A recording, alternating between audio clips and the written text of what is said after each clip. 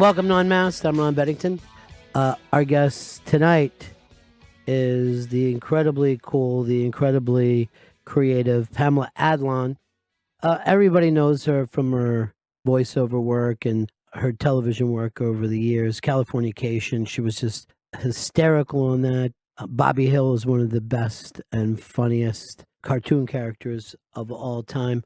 But something kind of interesting and really unprecedented happened with her once she did the series Lucky Louie with Louis C.K. They kind of hit it off and had this creative bonding, and she came back in the Louis series, and it was really interesting to see the different places that she could go that Hollywood wasn't giving her as an actress. But when she created better things that's kind of based on her life, and the fact that she's co-writing scripts and directing all this, it's an amazing thing to see happen.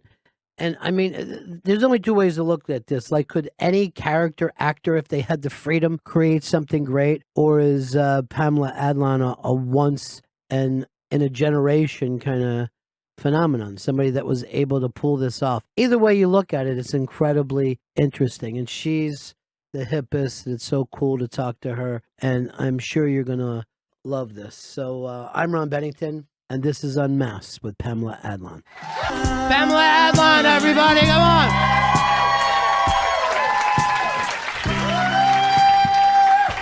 What an entrance song! Wow, cool. Oh, shit. Pamela's Thank you guys for coming. This is like, who touched this before?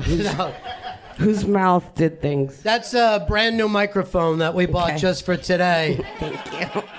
Good. Well, first I of don't all, have an issue. Yeah, by the way, do you ever get sick of that song? This is your theme song now, John Lennon and Yoko Ono. It's unbelievable. Oh God, that song is like porn to me. I hear that song and I'm like, when Louie and I were cutting the pilot, it was that song. Yeah. And we like played the entire song over black. We were like, how long do you think we can make the show? This is amazing. Yeah. But I had to have that song. It was like the number one thing. Like, it was so important to me. And I wrote this long, like, Jerry Maguire letter to FX. And I also wrote like an 8-page letter to Yoko Ono. And I told her that me and my girls went to see her at the Orpheum in 2010 with the Plastic Ono band. And she was playing chess with the RZA on stage for like 20 minutes.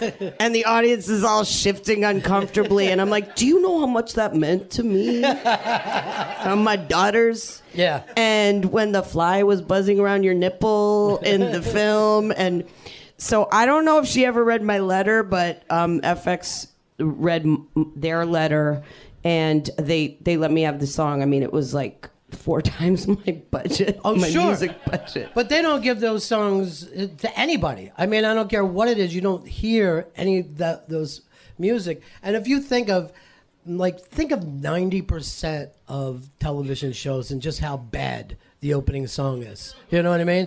And then you come in with that every single week. It's amazing. Yeah, I mean, I love it. I also, in my plea, I said that, it's this historic song, and it meant so much, to my show, certainly, and to me. And I heard that song later on in my life, just a few years ago. And I have this whole theory that you can discover a new Beatles song every day for the rest of your life until you die. And that song, I freaked out. And I wanted to share it with a lot of people, and a lot of people haven't heard it. So, yeah, that was like right after the Beatles. So everyone was still pissed off at John, pissed off at Yoko. But it's an incredible album, and it's a great, great song. Yeah. And it sets that thing that your show is so different. But I remember, like, when the end of the first season, we were still like, when you came in and saw me, we're like, it seems like people are picking up on this. Yeah. But over the summer, it's gotten crazy, right? I mean, the reviews are unbelievable. Yeah, well, it it was amazing because everybody's like, where do I find your show? Like, and I look on Twitter and social media and nobody knows where to find my show. And they're like, we want to see you in New Zealand and Australia. And I'm like, they can't find it in America. It doesn't fucking exist. And so, like, I go every time I'm on an airplane, I go through, I'm like series, and I scroll, I'm like, okay, Atlanta, Baskets, Big Bang Theory. Like every fucking time. And I take my phone, I take a picture, and I send it to my executives at FX. They're like, we're trying. It's about the airlines or whatever. So then, actually, they started playing it on Hulu a month before my premiere 2 weeks ago, and then people started responding, and it's exciting that people are able to see it. Well, it's also like it's great week by week, but it is the type of thing that you can sit down and binge. I mean, this, and I'll say this about this show, and I don't know if I could say this about another TV show, but you can't help thinking about your own life when you watch better things. Like you will think to yourself, God, I might have been pretty shitty to my mom. Yeah. I don't give my chick enough credit. Like, there's stuff there that just shines a light on everything. Yeah, I like that. I like to. I saw a woman the other day who. Actually, it was at the Emmys. It was Mandy Patinkin's wife. This was kind of an awesome moment because it was after my stunning loss, and I was in the aisle and we're kind of like scooting towards the governor's ball, and she said, I love your show so much. She said, I wish your show was around 25 years ago. I needed your show. And it meant so much to me because, I needed something like this when I was a new mom.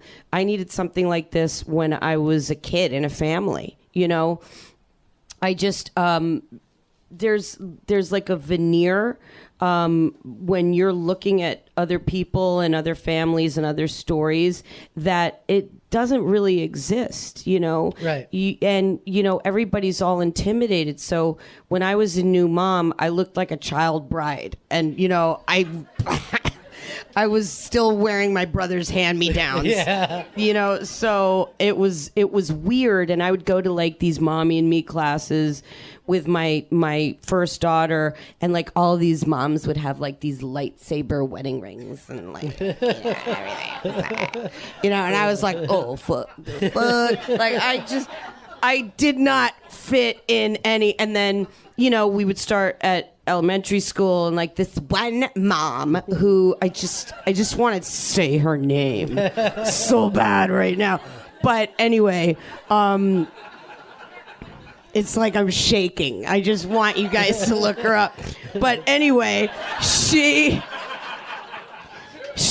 came up to me. She would come up to me at school, and she would always have like a pan of like, something that she cooked or made, or, and oh my God. And we did this, and the Persian moms made all the nice rice and everything. And she would say, did you get the docent that we had? We had the most awesome docent.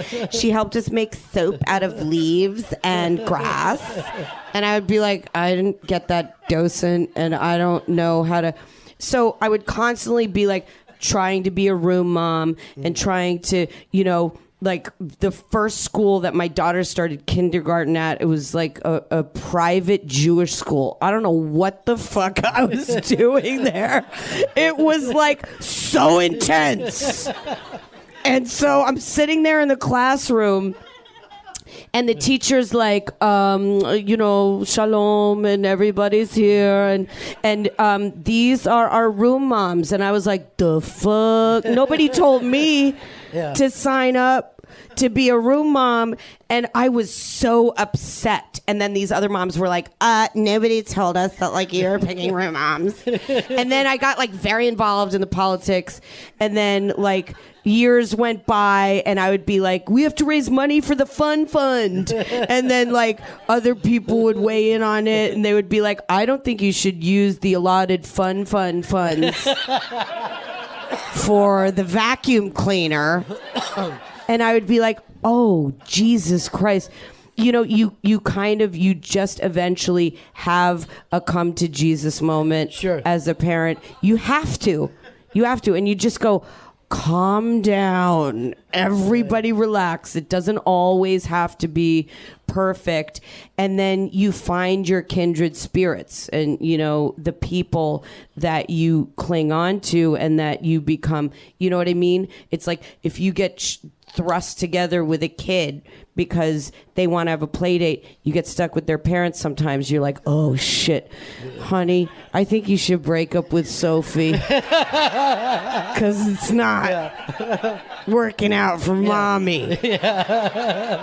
I don't like her daddy. But, you know, so it just becomes about, you know, finding a place that you can feel safe and calm. Yeah. And I do. Is that what you said? Yeah. Yes, that's what I set up. That thing right there. I just wanted you to roll with that. God. Thank you. It's really what makes me a genius. It really is. Just brilliant that way. But that is the show. But it's one thing to live that. We've all kind of lived different versions of that. But somehow in your mind, you thought to yourself, this story, even though people have tried to tell the single, trying to do it all story, this one feels more real than anything I've ever seen before. You've captured that kind of panic that you had. Yeah, well, thank you. Thank you. You know, that was my number one thing. You know, I mean, this is my vision. This is the way I see the world.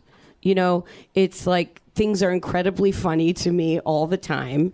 You know, I like dark humor, but it has to have a heart. So if it doesn't have a heart, like if it's just totally nihilistic and there's nothing in there, yes, it bums me out. Like, you know, I mean, The Lobster's a good movie, but it's kind of a fucking bummer. Well, that's interesting that you work with Louie because he does go to those places. I remember watching a show sometimes and it was over and I'm just like, oh God, I kind of feel bad right now.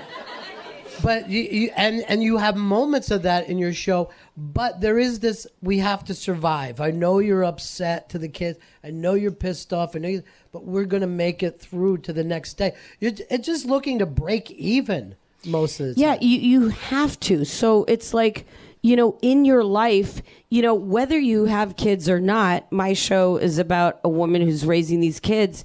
You have to get through things. You know what I mean? So it's like a huge, like, cataclysmic thing can happen.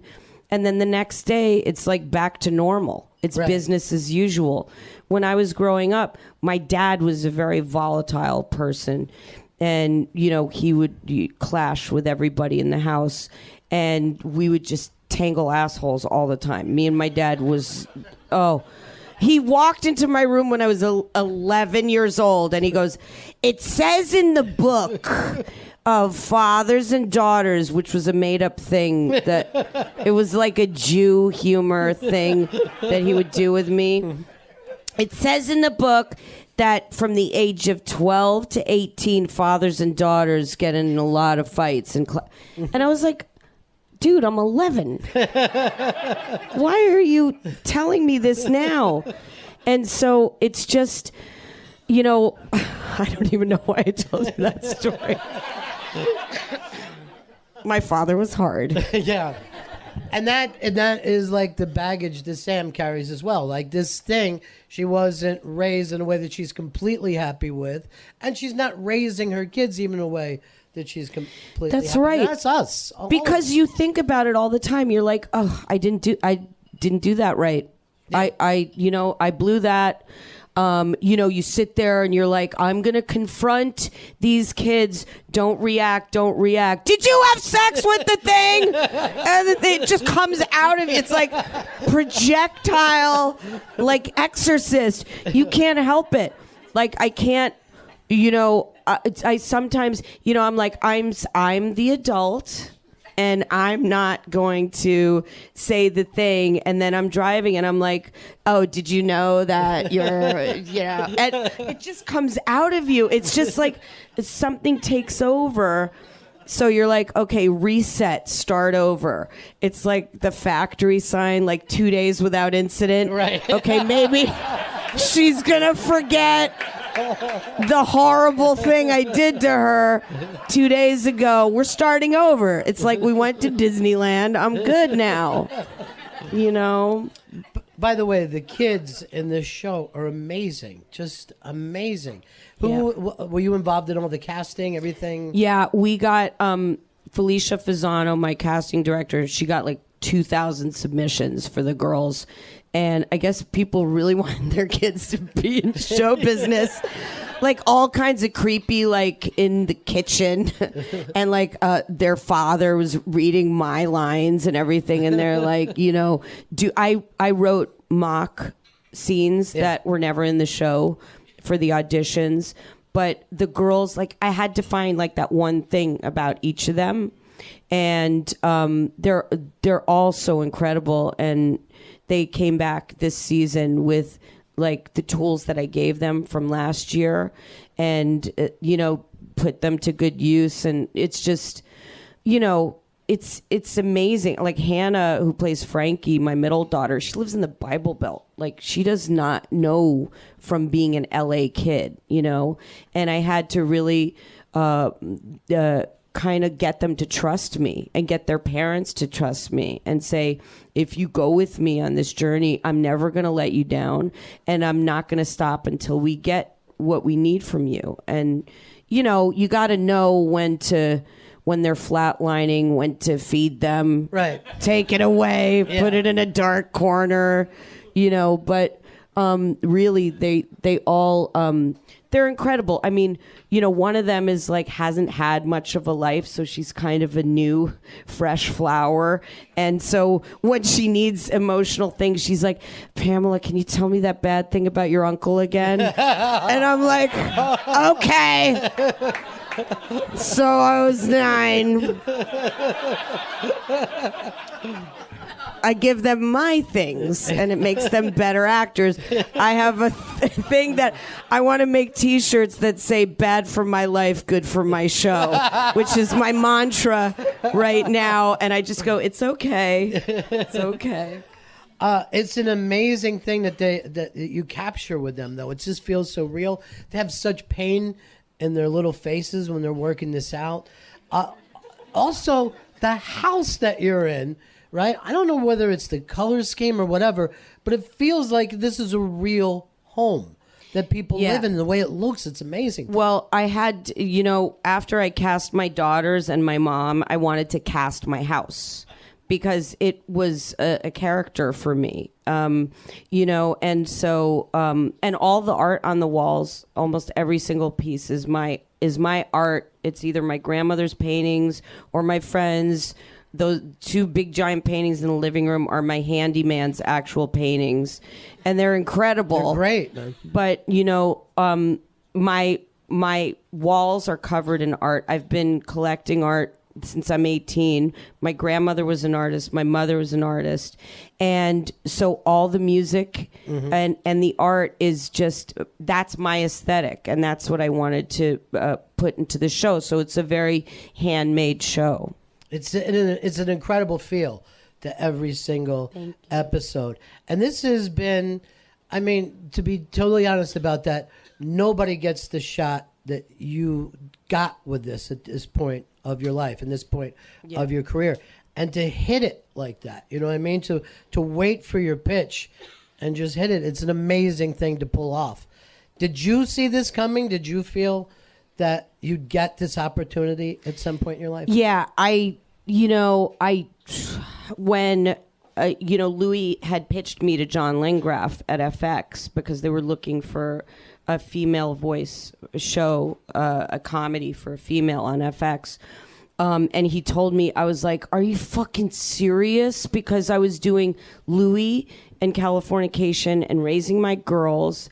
And I was, it was a terrifying concept because, first of all, I'm like, they're not going to want me to do that. I'm going to get rejected. They're going to get a real girl. Because I'm like Peter Pan, except opposite. And I was like, it's not going to work out or whatever. And then it was just this like golden opportunity that was sitting there. And I was ruminating on it. And I thought, the window was shutting, and I knew that I had to start working on it. And I thought, I went and I did an arc on one show that was just like, oh God, it was just circling the drain. It was just this big like waste of time and money. And I saw all these people like on this set, and it was, and I looked around and I thought, I can do this. I know how to do this. I know how to do this and not waste everybody's time and money. And I think I can tell a story. So that's when it was time. And we made my pilot. I believe that if I had done it a year before or I waited a year, I wouldn't have made it. Wow. It was exactly the right time. And that was for everything to come together for you. Yeah. I mean, this is your entire lifetime of experience. Yeah. The fact that you've done this, and then you feel like this is the only moment this could have happened. Yeah, I really believe that it was just like that time. You have certain windows of opportunity in your life. You know what I mean?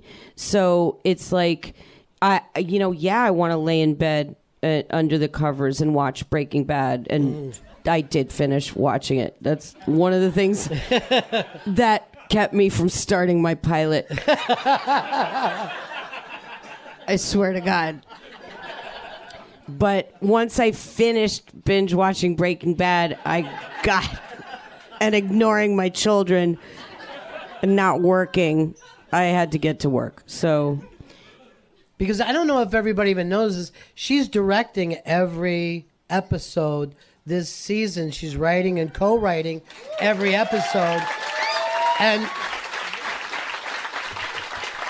again, just think of all the people who have done television forever. Nobody gets to do this kind of stuff. Louie did it, and he was the one who said to you, dude, this is the way to really feel your show. Yeah, at first I thought, I'll direct like one or two in the first season. And then, I was looking for a director in that season, and I became my own director.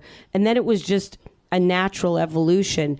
I wasn't thinking about it like it being daunting until I did 92nd Street Y with Ali Wentworth last fall. And she was like, are you going to direct one or two next season? And I said, I'm directing the whole season. And everybody went, oh, woo. And I was like, oh, fuck. Yeah. I got so scared. I was just like, yeah, I'm a direct, like it was nothing. So that was the only time that I kind of went, ooh. But I loved it. I mean, you think about it. I have 3 girls. I have 3 daughters. I've been a single mom for almost a decade. Okay. They don't listen to me. I have an entire crew and 3 fake TV daughters who do and have to and want to. So it was kind of easier. But, this isn't like a 3-camera I Love Lucy show. You know what I mean?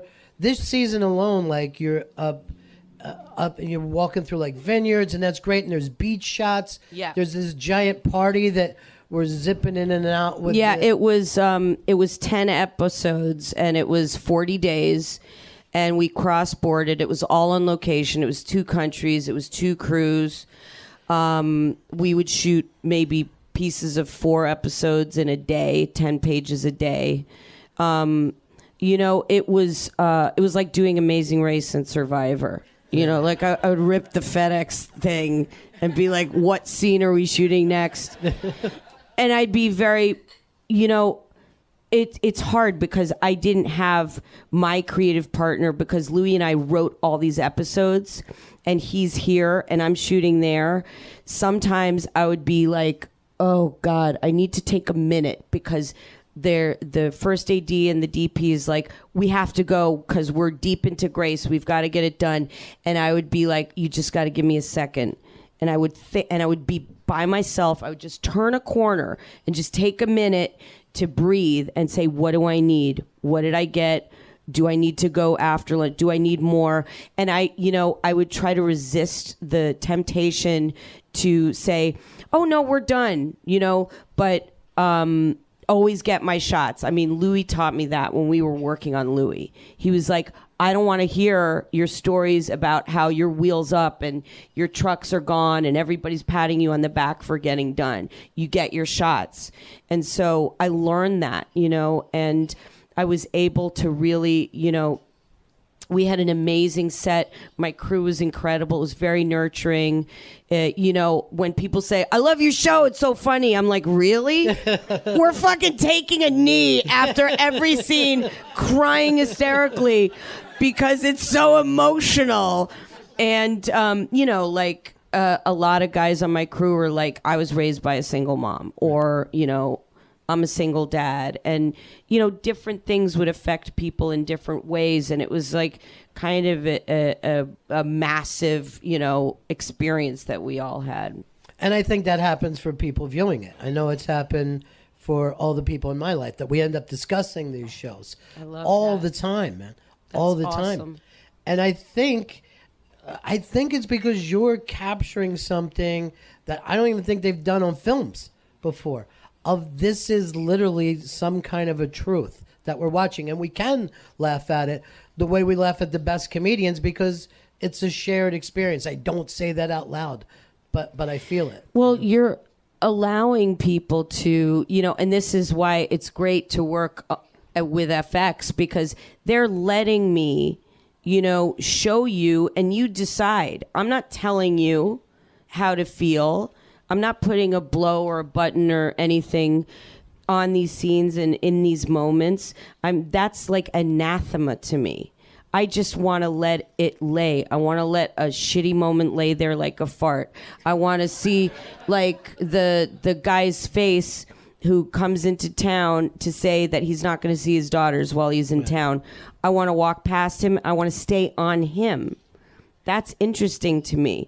I don't get the opportunity to see that because a lot of times you're manipulated when people are packaging a show or editing it, presenting it. So I just have the opportunity to do it this way. This is the way I would like to experience things. And all this happened because years ago, you met Louie and you guys just started doing projects to project, because I remember when Lucky Louie was canceled, Louie did this show that we're doing right now. Right after it got canceled, and he was just like... Oh, he did Unmasked? Yeah, he did Unmasked. And he was just like, I don't know, we'll go on to the next thing. And I remember thinking, and he was really funny and he was very interesting that day. But I remember thinking, I know a lot of guys who had 1 year of a show and then I've never seen them again, Yeah. But if that show doesn't get canceled, none of these other shows probably happen. You know what I mean? Yeah, so that worked out. It's crazy because we were convinced that we were going to get picked up. Yeah, everybody. There was no way. They waited 9 months to tell us that they weren't going to pick us up. And we even got to like the Emmy party that year. And we were like waving to Edie Falco. And James Gandolfini, God bless him, he kissed me on the mouth and he goes, "You are the greatest." And I was like, oh my God, we're getting picked up. I fucking know it. That whole Emmy party, and like, the executives were like, "Hey, Louie and Pamela." And we were canceled. Yeah. Which was unbelievable. And so then we started working on, we wrote a pilot for CBS. We were trying to kind of do a watered down version of Lucky Louie for network TV. Could we do it without F-bombs and whatever? And it was good. Like, I liked it. And then I remember the notes call, and they were like going through it and going, okay, page 27. And I was like, okay, what? When she throws up, oh, we're not going to show that. I'm like, I don't want to show that either, but it's just the thing.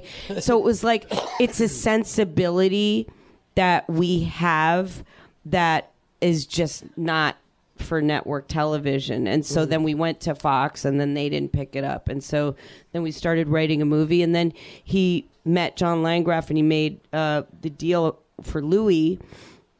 And then he said to me, I want you to write on my show, and I want you to be in it and play Pamela. I'm like, fuck that. Change my name. I don't want... Give me a cool name like Rooster or something.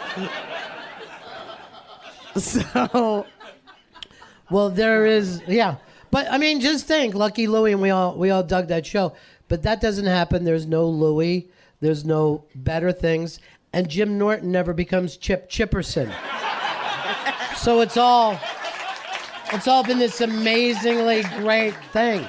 But you tell that to people when they're down, but it's hard to believe. But it really did. You made your opportunities come from the fact that one didn't work, Yeah, that's really true. Yeah. And also because that one you were probably still trying to play to something on a technical level or a show business level, where this show is not those things. I mean, we don't all... It's weird to say that a TV show is an artistic event, but I 100% see it that way. And thank you. That makes me feel good. Thank you. The end of that year when Sam and the girls are just singing Alice Cooper, you're just like, this is not a TV show, dude. You know what I mean? I'm seeing something that should be in like 90s independent cinema. It's just...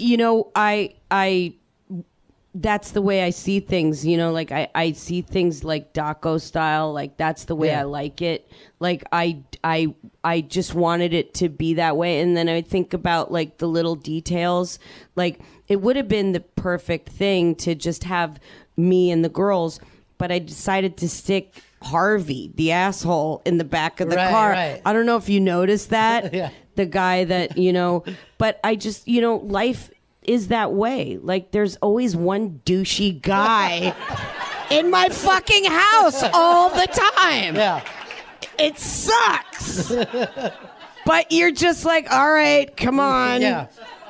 So you collect strays. That's part of what happens in your life. Oh, yeah. Strays. Yeah. I mean, there's always like at least 8 to 10 disgusting teenage boys in my house. But I think that's something else that's unique about you is that you've been in LA a long time. You've had a great career, but there's still this outsider thing. You're not a California girl, and you're not a New York City girl either. It's very, very different. And then also you play with gender on the show, which has kind of been a reflection of you too throughout your life. Yeah, it's true. And that's something that I realized later that, all that stuff that I did in the 80s, like all that gender bendy shit, like I was like, finally I realized one day, oh my God, I'm doing that in animation now. Like it just, like every single character I play, hey, Mr. Hughes, like on the Red Fox show. And then I got replaced by Sinbad because he was so, like, Red was like, I can't have this little white girl in my bedroom. I'm like, Red, it's fine. Cut to Sinbad took over. And then I rob the Edna's Edibles on the Facts of Life.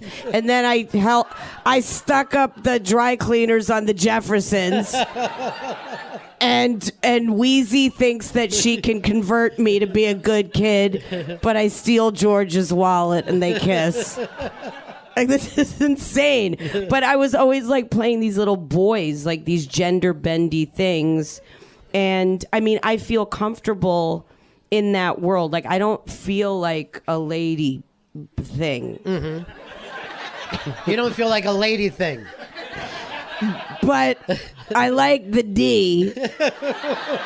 So I don't know how I identify. Trying to figure out my pronoun. Did that confuse you growing up, or it didn't, or it just felt natural to you?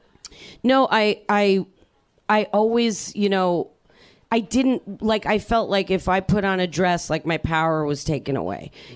Like remember those old school pictures? Like you would go to like Corvettes or J.C. Penney, and they would put the old timey picture, and they'd give the boy the cool shirt and the book, and they gave me the flowers and the fake front of the dress, and that's what they did with me and my brother. And I hated that.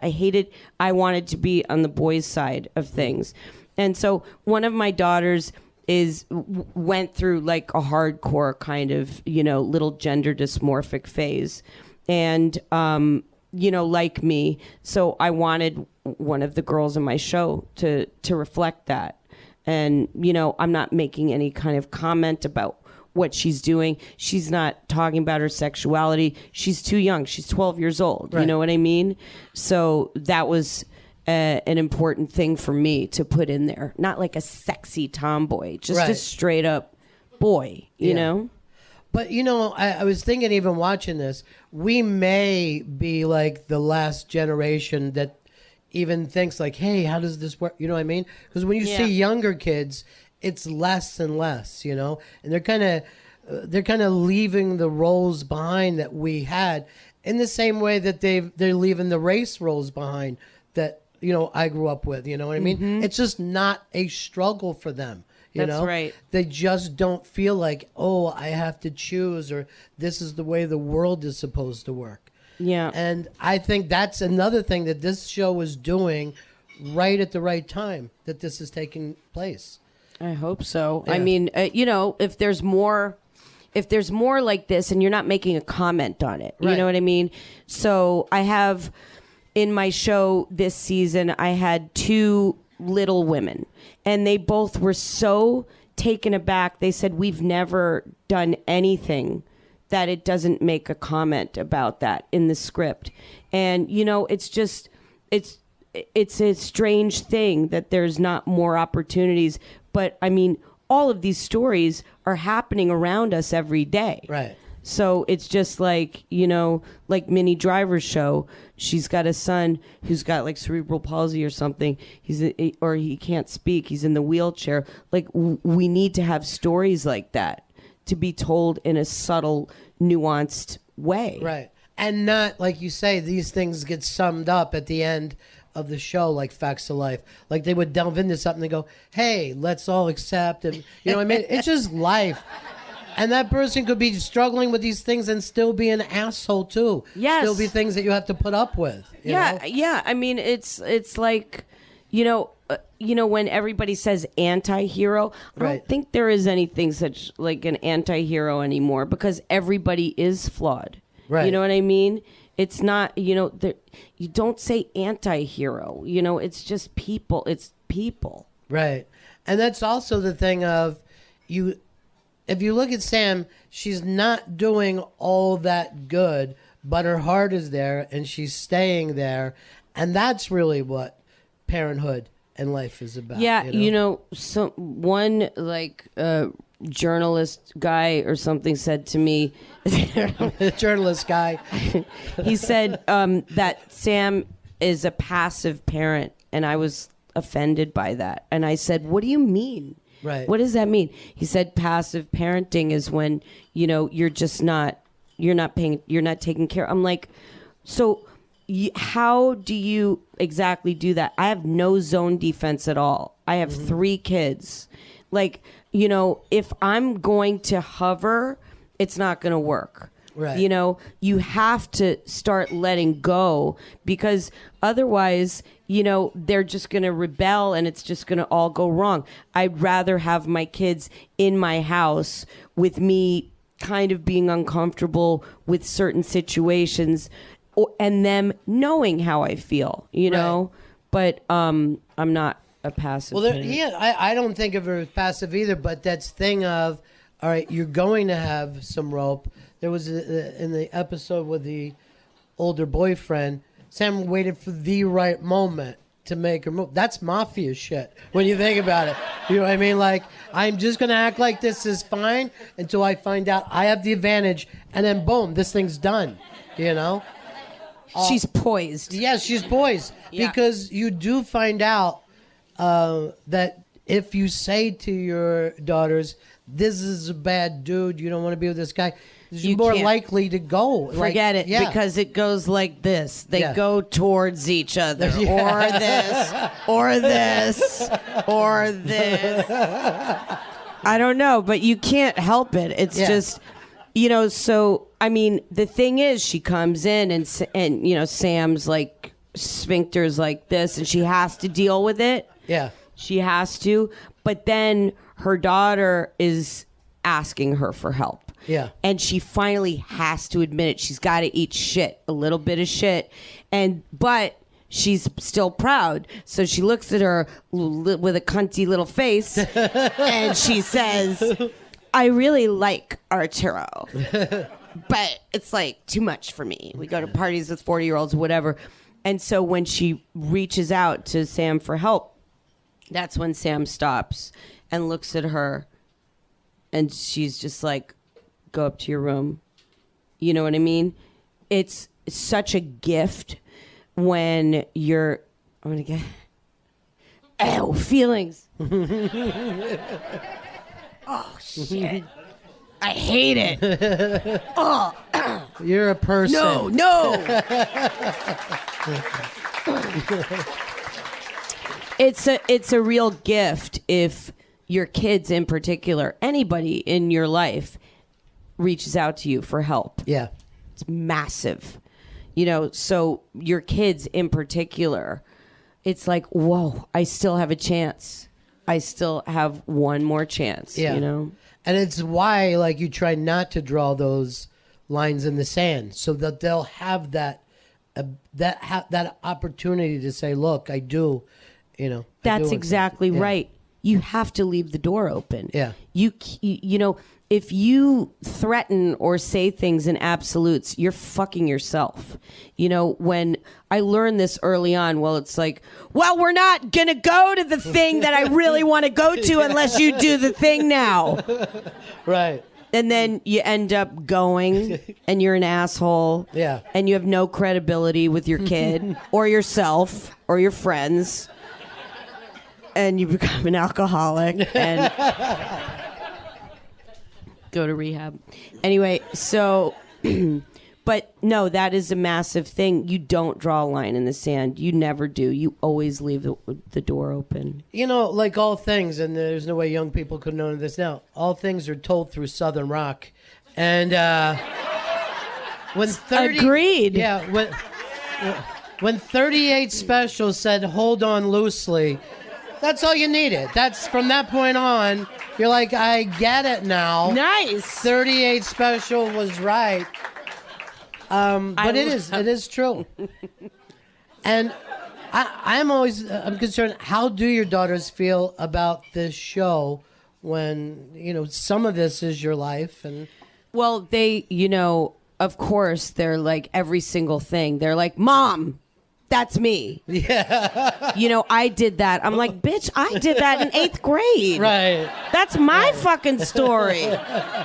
What are you talking about? Yeah. You know, it's like, Mom, remember you caught me in the boys' room? I'm like, okay, dude, in the 70s, you know, like Karen so-and-so stuck her finger in her pussy and rubbed it on Bianca's face. And Auntie Steph and I were traumatized. So that's why I put that story in my show. Okay, bitch? I'm working stuff out from my childhood, too. Yeah, as well. I was your age once, too. But what do you think was easier? And you kind of bring this up in the show, but seeing those stories on, or Californication when you and Runkle were just rolling around on the floor somewhere. I mean, that had to be strange for your kids as well, right? And you kind of... I wasn't watching Californication with my daughters. Ron. But do you think the kids from school saw it and said, hey, you know the homeroom mother? Okay. I went through, like, I had this one moment where my oldest daughter was starting middle school. And I was like, shit. I feel like some of those people are going to be watching this. So, like, I had a little talk with her. And then this one mom at the school, she was like, we really love your show. We watch it every week. And I was like, you do? And she had her 8-year-old daughter with her. And I was like, how are you explaining stunt cock to your 8-year-old? Like, what the fuck? So that can't be my lookout, but I know that my girls stayed away from that. Mm-hmm. I don't think my girls have ever even seen Louie yet. Is that right? Yeah. And Gideon was on Louie. My oldest daughter, she played his niece. Yeah. In like the first season or something. But so you don't sit down and watch as like, hey, this is Louie and this is his show and then No. I mean, they're all doing separate things anyway. Yeah. I mean, we're never all in the same room together anymore unless I cook. Yeah. And then we all come together. It's like the one thing that I can do to bring my family together. So I cook as much as I can. Now, if you're on the West Coast, Louie is the East Coast, how do you guys write this stuff together? Well, this season was great because I was here last fall. I was directing these short plays with Animus. And so I was here for 3.5 weeks, and it gave us an opportunity to be in the same room and start talking out our stories. And we actually did something different this time than we've done on Louie and in the first season of my show, which is we would just talk it out into a recorder, and then we had it transcribed, and then we just had pages and pages of material, and we would say, what was this thread? What was that thread? And we would get inspired by, different characters that we had last year, or thinking about new ones. Sometimes I'll write a thing, and then when I'm back home, we get on Skype, and then we read out loud to each other. It's how we've done stuff all through the past few years. Like, we wrote a movie. It's how we wrote our show. When he was writing Horace and Pete, he would be like, I need you to read this with me. I'm like, I'm busy. Yeah. But it's an amazing thing because he's the most brilliant writer in the world. And I've learned so much from him. I've learned so much about what to take away, not to put too much fat. And this season was really cinematic, the way we wrote it. We could, you know what I mean? Like, I was picturing everything as we were writing it. And it's like, it just I'm excited for people to watch it and see it all. Well, I would agree with you too that it's very cinematic, and that's why I thought the directing is amazing, because sometimes you just let visuals back and forth. There was a scene where it looked like the life that the family could have had, because everyone's sitting around and there's playing. I don't want to give away it for people who haven't seen it, but there's playing a piano, and there's just little looks that go back and forth, and you're like, man, this is 70s cinema. This was what we thought was going to happen with movies, and now there's this TV show on FX. That's a huge compliment to me, because for me, I have this cork wall. And my inspiration for my show is All That Jazz, the Bob Fosse movie. Yeah. I have a card that says Goodfellas. I have a card that says Casino. And I have a card that says Fame. And I have a card that says Foxes. Like, if I could have filled the whole house with smoke all the time, then I would have been really fucking happy. And had phones with cords, like, hanging from the walls. But it's so the interesting thing is writers don't know. You're writing this thing, so you think to yourself, "I want the words to be the things that hammer." Yeah. But the subtleties that take place, and those little looks, and for whatever, it works like a memory. You know how in a memory you just like, "Oh yeah, I remember that one thing," but what happened around it? I remember that thing from when I was a kid. And me and my mom or me and somebody in my family having a special moment, but then you don't remember the other 23 hours a day. Those are like the captured memory spots that you have. Yeah, it's almost like, when you think about a memory that you have and, you kind of revise it in your brain. Yes.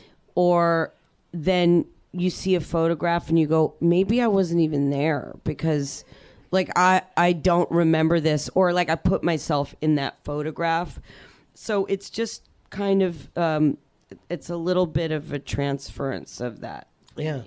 And that's why I even think of the house. It does seem like a house that people grew up in. And that's why it's like a memory of a house. You know what I mean? It's like the memory of these children's homes. Yeah, well, it's, my line producer this year was going crazy because she wanted me to build the house, and I want to shoot the house practically. So it's like this real lady's house in California, and there's like a fucking bear like on the other side of the wall, and like it's like in the wilds, but the house is perfect.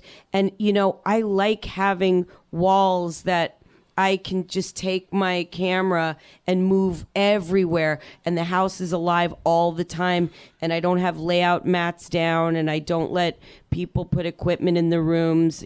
We keep it really tight because I like doing those oneers, and I like to move throughout the house. It's a huge benefit to shooting in a practical house. It's a lived-in set. That's the strangest thing about it. It's very, very lived-in, and you can feel it when the kids are walking down the hall or just flopping into your bed. It's just... I would nap in my bedroom every day at lunch. Is that right? Yeah, I would have to take my pants off every day.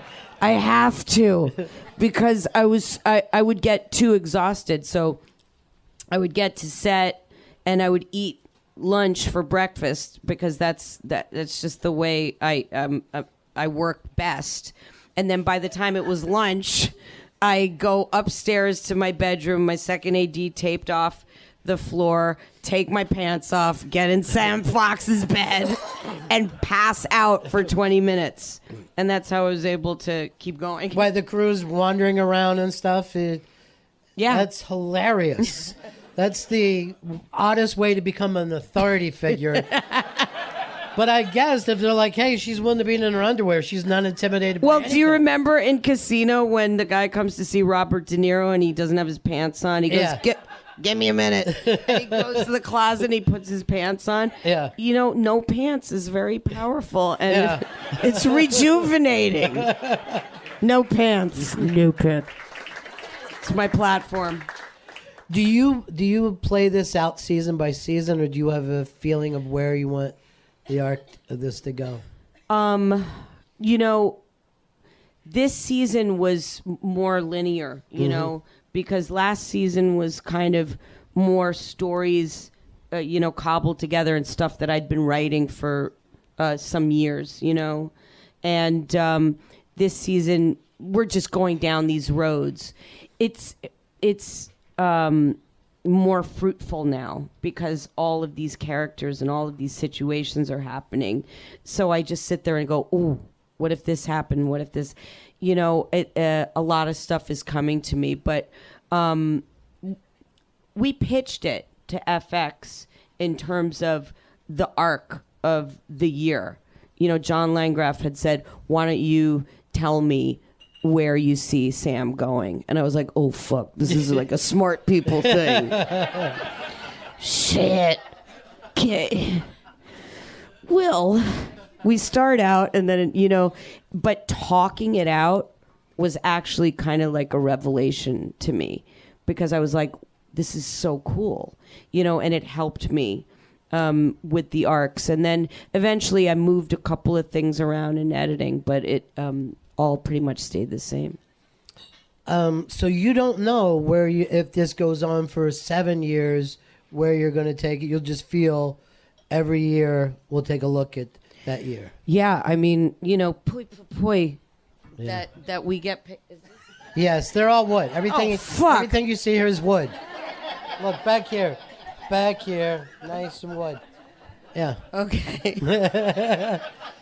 So, but it is something you do want to stick with. This project feels like something you'd like to run for as long as you can. Oh yeah, I mean, as long as I have the stamina. Yeah. Yeah, it's amazing to have a job. It's amazing to be a boss. I try to encourage everybody now to be a boss, to do as much as you can, to kind of stretch your limits. You know, it's a big deal for me that I have 4 or 5 different jobs now, you know, and that I have the ability to make an income, provide for my family, and keep myself working. It's like everything for me. And to me, you've already proven that you can, direct a film if that's something that you want to do. Yeah. Is that something that? Yeah. Yeah. I would love to do that, but I really, I want to do what I want to do. You know what I mean? Like, cause I'm making this beautiful television show. I mean, why the fuck would I, you know what I mean? Right. Want to make a movie unless it was like force majeure or something cool like that. Yeah. Well, I told you a lot of years ago that I did this show with Louie, and we both thought it was very cool that he got you into Lucky Louie. And we both were amazed that he could pull that off because we were both fans. But I have to tell you, when you're a fan of somebody and to see them grow and pull off something like this, it's very, very rewarding. That's so sweet. For a fan. Thank you so much for being here. Thank you so much. Oh my for God! Better Thank Things you Live. so. Pamela Adlon, everyone. Pamela. You're fantastic.